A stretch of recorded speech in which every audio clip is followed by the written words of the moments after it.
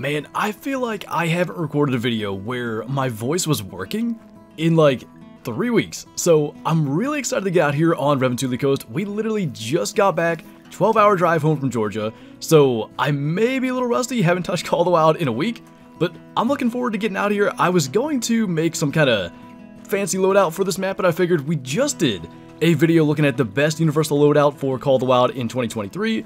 Why not put my money where my mouth is and bring that out? I don't know why this happens. At least we're moving on up in the world, at least it's a piebald bull this time. But yet again, we're out here on a map with moose, and we've got a piebald. But actually, speaking of the best loadout for Call of the Wild, the rendition we did for using DLCs, our big game weapon is the 7mm bolt action, and animals like moose are kind of the biggest problem for that loadout. Now, the 7mm is more than capable enough to take a moose, but it's the one place where maybe you have to do a little bit of extra tracking. So in this case, I think what we'll do is use the 22, which is put in this loadout for multiple reasons, including this, alert him, and then if we can, while he's standing still, try to drop a shot into the heart. And that's kind of the way we get around having a slightly underpowered big game weapon in this loadout. But it's ridiculous at this point. It really is. How many piebald moose we kill when we come out here, and especially that we're not shooting a lot of moose on Revontuli. It's single player. We haven't touched Revontuli multiplayer ever, and it just happens again on this map. So a nice welcome back present, I suppose, from Call of the Wild, and I almost changed the time to morning and it wouldn't have been moose drink time, but I decided to stick with the best loadout because that was the last thing I recorded in this game, and just keep the time as it was.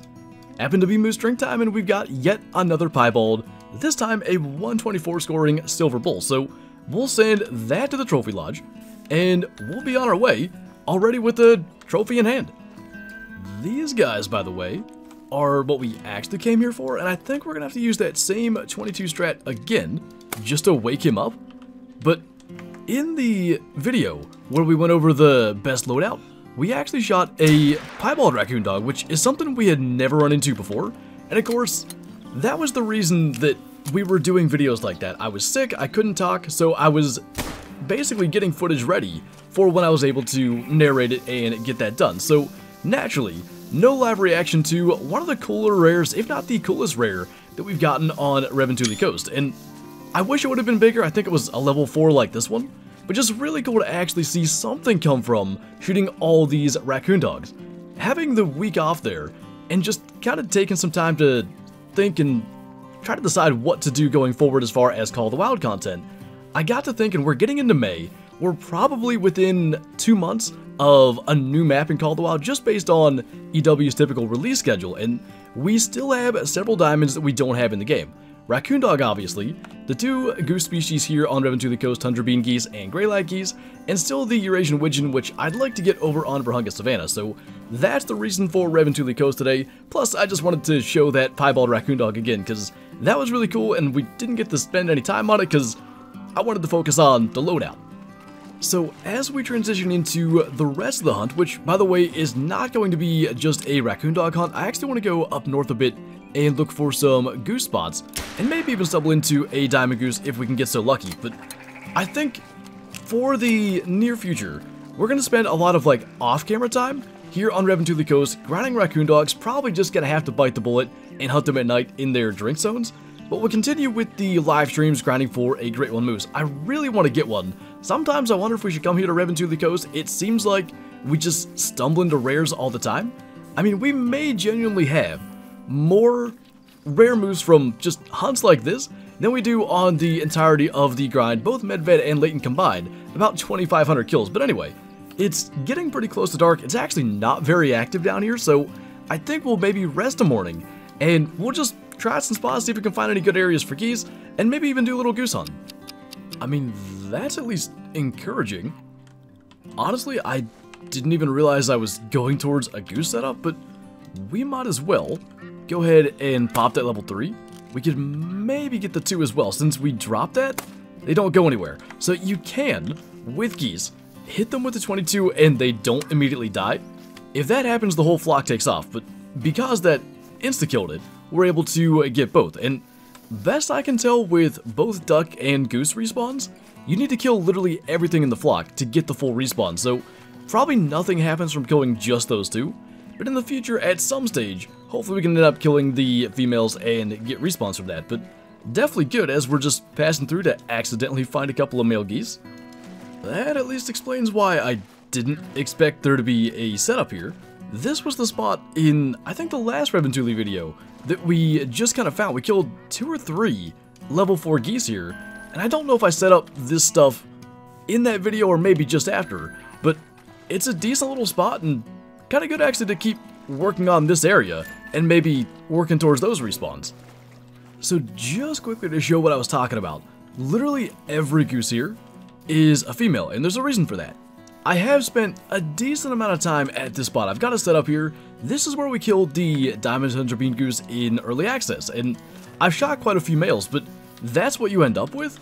Lots of female geese, which we'll worry about that later. We're not going to try and plink them out of the air right now, but it really is a thing. You do need to try to get both the males and the females, and just because they were there, I wanted to show that in case you're in the same boat as me and still trying to get these diamond geese.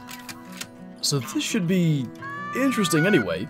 We always have a hard time getting geese to land even remotely close to the blind, so we'll see if we can actually get these ones in shotgun range. But I decided to just go to another spot, just because I figured we'd be more likely to get some males, and there is at least a level 3, and we can expect they're going to land kind of east to west, so when they circle into the right area, hopefully we get a chance with the shotgun, but if we got to take them long range with the 22, we will. Just kind of based off what the first one's doing there, they're probably going to be a little too far out. Maybe we'll get lucky and the male will do something maybe similar but a little bit closer. I'm kind of guessing though that's not going to be the case, because the other one just did the same thing. I mean, that's kind of doable, but at that stage it's barely what we want to do, which is the other thing when it comes down to this, by the way.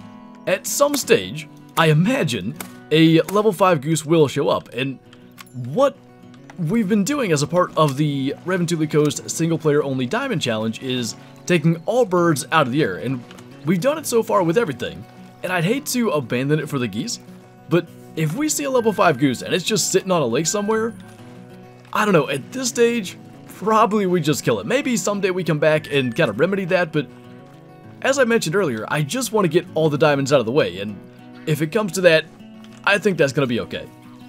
But as for now, 3 from here is not bad. Actually, we hit this with the shotgun as well. I don't know if that would have taken it down, but we'll definitely, especially when we're using the shotgun, we'll take 3 from one flock. Maybe that's just gonna be the way with geese. We might have to take them just as they're trying to land, because it's tough otherwise to get like a realistic shot. And at this stage, speaking of realistic shots, that's way too far for a shotgun. So off to the 22 we go, and as much as I want to just kind of, you know, focus on trying to get the males, we gotta get the females too, so we'll get that one down, and maybe for the sake of saving ammo, just call that good. But this spot definitely produces, I don't know that I showed it on the map actually, so we'll do that as we go and claim the female, but another spot to potentially go to and check out. We've got plenty for tundra bean geese, and a few spots I want to check out for the gray legs, so hopefully it's gonna work out. I would like to think, you know, a few hours put in here and there and level 5 will show up, but it does definitely make it tougher when you gotta get both the males and the females. Because I think back to when we would hunt for diamond Canada geese, and usually every like 5 or 6 hours of play, if not more frequently than that, we'd get a diamond 2 show up, but it was very consistent because they flew so slowly that we would get the entire flock with a 22 all the time. None really ever escaped, so that particular thing was never an issue, and because they're so fast now and so tough to hit, it definitely slows it down, but it makes it a lot more realistic, and that was the point of changing waterfowl. Well, maybe this'll work.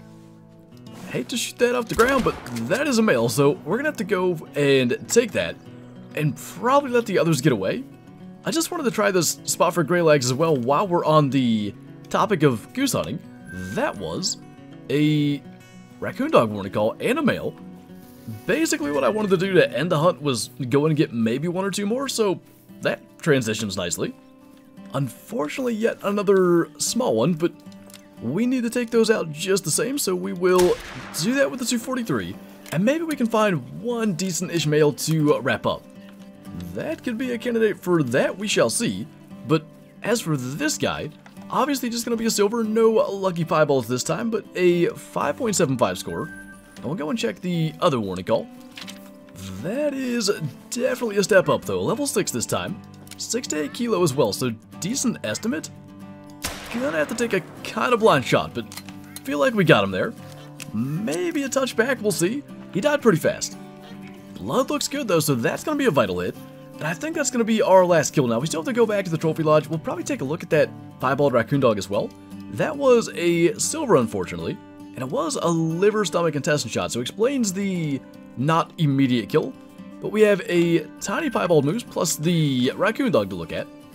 They really do look so cool though. I'd love to get a bigger one of these guys while we're grinding for a diamond for the main lodge, because 5.5 is pretty low scoring, but definitely a cool kill. And I don't remember the angle. We had something like this. I just thought it was another black-white fur type, so really lucky we made a decent shot and at least got the silver out of him. Speaking of silvers, a rather unimpressive piebald yet again at 124. Hopefully at some stage we can actually get a good one. And I do expect to have a fair bit of Revontuli content in the near future. It depends on how lucky or unlucky we are. Who knows, we could get both diamond geese and the diamond raccoon dog days apart. Maybe that's one video and that's it, but I expect it'll take more than that, but we'll probably have plenty of piebald moose to fit in because that's just the way it goes, and hopefully that can get us through the grinds we have remaining on that map. But good to be back, good to have a voice to be able to speak for these videos again, and I'm looking forward to a lot of Call of the Wild content. That was, by the way, why there was a lot of Way the Hunter and stuff, because I was sick and had to kind of prep things for when I was able to talk. So Call of the Wild will be coming back in a little bit more regular uploads as we go forward. But anyway, that's going to do it for this video. So as always, thank you guys for watching, and I'll see you next time.